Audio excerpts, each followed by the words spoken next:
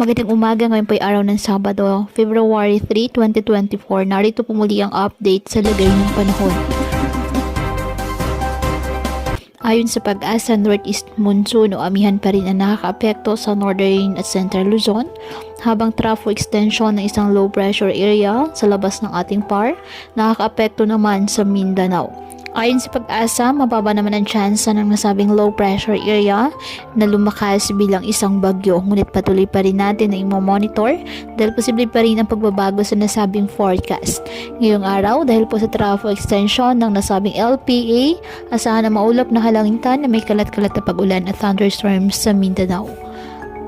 Ang Cagayan Valley, Aurora at Quezon, asahan din na maulap na halangitan na may mahihinang pag-ulan dahil po sa amihan.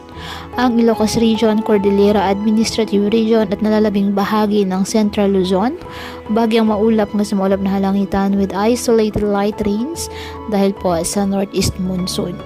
Ang nalalabing bahagi ng bansa kasama na ang Metro Manila, apektado ng mga localized thunderstorms. Kaya patuloy pa rin po natin na pinag-iingat ang ating mga kababayan sa banta pa rin ng mga pagbaha o pagguho ng lupa at ugaliin na magdala palagi ng payong o kahit anumang panangga sa ulan sa tuwing lalabas ng ating mga tahanan. At yan po muna ang update sa lagay ng panahon ngayong araw.